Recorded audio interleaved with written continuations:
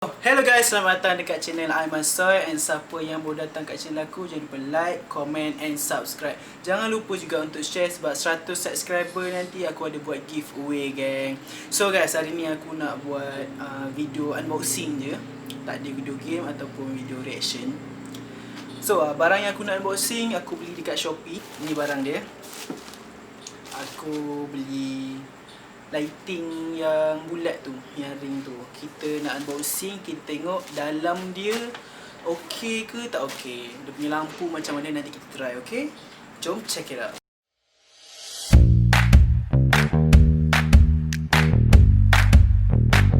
So guys, jom kita sama-sama unboxing. Sorry suara tak dengar sangat sebab kamera jauh dengan aku and aku pun tak guna mic. Jadi kita unboxing sama-sama. Kita elok lah semua Bismillahirrahmanirrahim. Barang ni aku beli daripada Pulau Pinang. Dia punya location dekat Pulau Pinang. Dia tahan lah, aku tengok review semua okey lah. Aku tak beli dia punya stand, aku beli dia punya lampu je. Sebab aku tengok review boleh pasang dekat tripod. Letak dah lawa. Letak dalam dia pun lawa kan.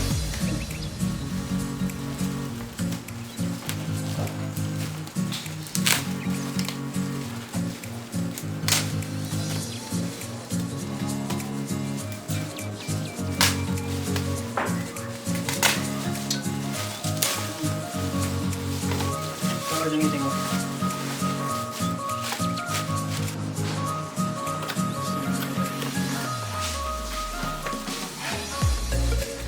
Kosong ni je.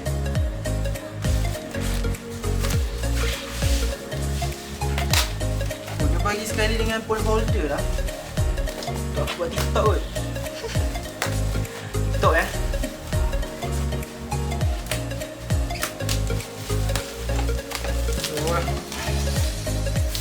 dia punya phone holder.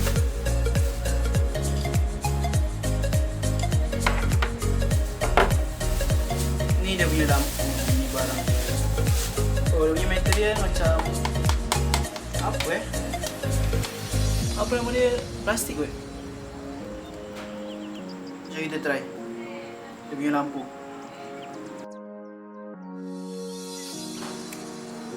Oh, kena on. Wow. Dia boleh adjust dia punya ni. Terang. Dah terang. Dia berlainkan. Boleh tukar juga dia punya mode tau. Oh, ni dia, apa tak nama dia? Tungsten.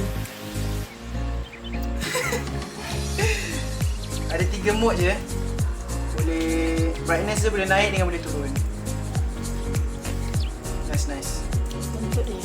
So udah berbentuk lah. Review barang unboxing ni macam ni je lah. Sabut. Jangan lupa like, comment and subscribe. Kalau korang nak beli yang barang ni, ada dekat description link dia, nanti aku letak So see you in see you later, bye.